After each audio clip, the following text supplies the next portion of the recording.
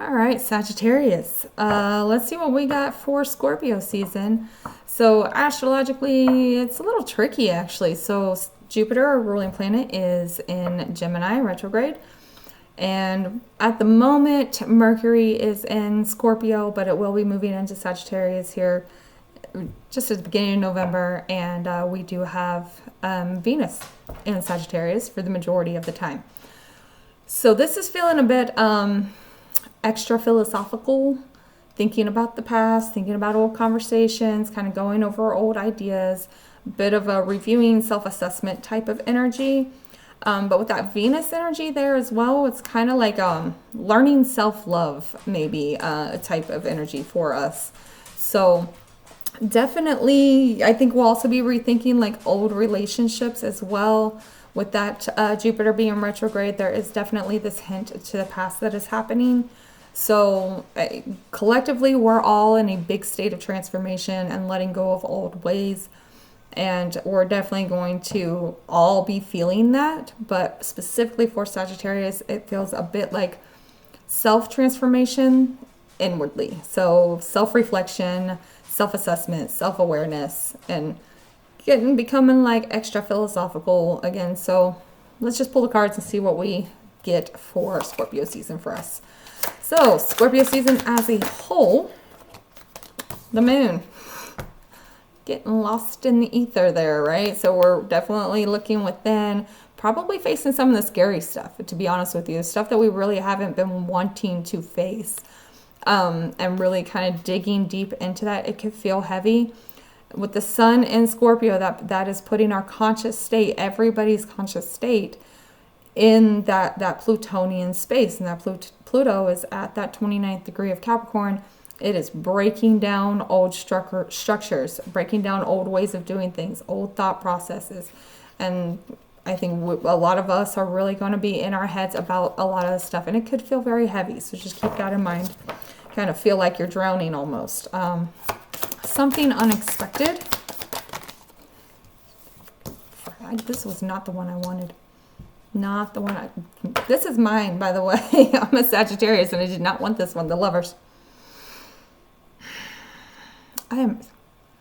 So yeah, you could see an unexpected relationship come in, or in the Lovers is not necessarily always actual relationships. Sometimes it's communication from another person, and Jupiter being retrograde in Gemini, this is the Gemini card. This could be something from the past. Okay, now we've already got two major arcana cards out here, so this is feeling very important. So when this does come back up, if you see something from the past come back up, a person from the past, there's something there for you to learn. There's a conversation that needs to be had there, okay? How to stay grounded. I was just telling a friend that these readings took a turn when I hit Libra. How to stay grounded is the Devil. Okay, this is actually the Capricorn card, right? So that Pluto at 29 Capricorn is asking you to be the Devil, basically. It's asking you to make sure you're the one pulling the strings of your life, okay? And again, another major arcana card, so super important energy here. With this being in that how to stay grounded. Number one, recognize where other people are pulling your strings. And number two, make sure that you are taking back your power and you are the one who is in control of what's going on in your life, okay? Don't let other people drag you backwards. And Sagittarius does tend to have a lot of Scorpio energy as well, so kind of keep that in mind. Most people with Sagittarius suns will also have a Scorpio Mercury, Scorpio Venus, Scorpio Moon. You know, there's a lot of Scorpio energy within Sagittarius people most of the time as well. So we are also going to be facing a lot of transformation during this time, okay? What is an important emotion for Sagittarius? Jeez Louise. Why are we... Well, justice, so karma, things being balanced. This is a good one, right? Like, so we're putting in this work and we're going through our head and we're figuring things out. We're, really trying to like process our thoughts, process our past, process our traumas, and it's bringing this balance and this justice You could see some karma, whether it's good or bad, because that can go either way, whether it's in your life or somebody who's done you dirty, getting their karma type of energy. But this is to already have this many major arcanas out here. There's something major going on here, which is really interesting to me because it's only personal planets that are going to be in Sagittarius during this time. And the nodes, well, the North Node is in a trine to our sign, but it's getting towards the end of that too. So this is actually really weird that it seems so karmic and in nature, so fated in nature, okay? What is something that will inspire Sagittarius? Yet another one, the Fool. I don't know what we got going on, but we got something going on here, right? So there's some kind of leap of faith that's going to be taken here. Some kind that where you're able to, like, maybe digging into the deep recesses of your mind. Maybe you're really like learning. Maybe you've already taken that leap of faith. I mean, honestly, we have a tendency to be a little delusionally optimistic, right? So maybe you've already taken that leap of faith and it's starting to work out for you, or there's some kind of inspiration and just going against the grain and doing what it is that makes you feel good and trusting the universe to catch you, right? So there is this really inspiring energy to doing what's right for you, everybody else be damned type of energy here. We are definitely in this realm of searching for the freedom that we always need. Sagittarius needs freedom to thrive. Okay, we cannot thrive if we feel like we're being controlled. That's why we need to be in control of our own life. Spirit guides speaking. Spirit guides speaking to Sagittarius during Scorpio season yet again. The Empress. Abundance. You might start seeing your abundance start to fall in. God, I hope so, because right now I am flat broke.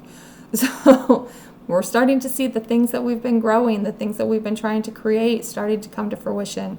And Spirit Guides showing us that we are on the right path and doing what we're doing, and showing us the abundance that is there for us, that is coming for us during this time. Okay, and how to best support ourselves. Good night. I have never seen this. All 7 cards. The Hierophant. Make sure you're listening to your spirit guides. You're leaning into your spirituality. You maybe have a trusted spiritual leader that you go to. Definitely, this is how you're going to find your support systems. Sagittarius is a very spiritual sign.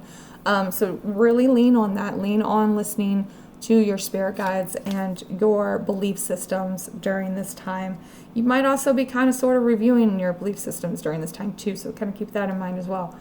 Finally, King of Cups is the underlying energy here. So this is like being the loving dad who still doesn't take any bullshit, right? Like, so it's like you're finding a space of being grounded and being in control, but you still have that kindness and that empathy and compassion, right? And it feels an awful lot like learning some self-love with that. Like I said, with that Venus being in our sign, we're learning to be compassionate with ourselves and actually standing our ground as well. So it's like you have a King of Cups energy with yourself in this. This is absolutely wild to me here.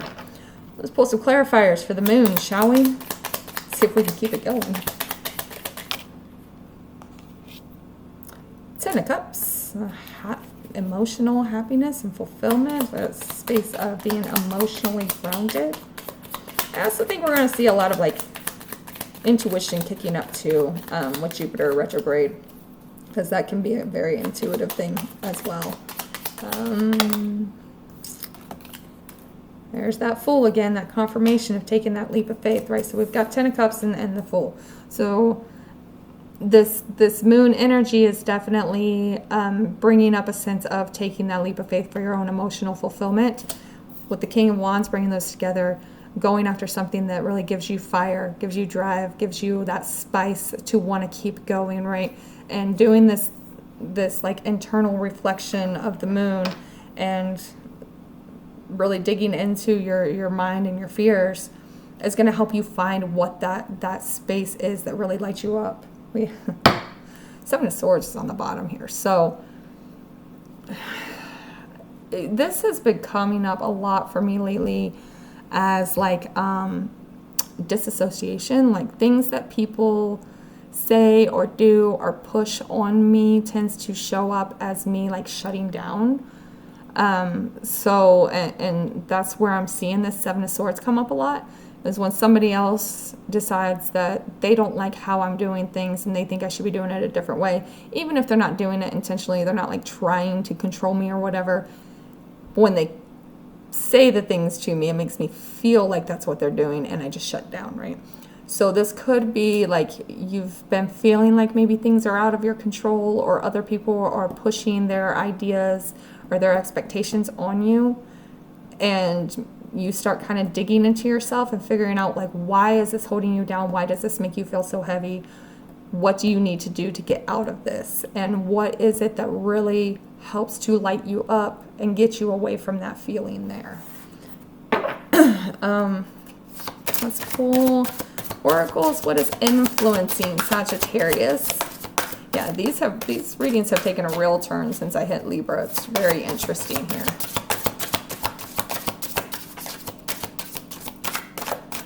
What is influencing Sagittarius during Scorpio season? I don't know. It doesn't want to tell me. So figure it out on your own. Oh, there we go. Harmony. You're in search of trying to find harmony. Like Pluto at 29 Capricorn is breaking down that old authoritative structures. And us Sagittarius folks have not been faring well under that over the last 16 years, right? Because we need that freedom. We need that ability to be optimistic and grow and change and make things happen, right? And these systems that we've been under have been keeping us from doing that.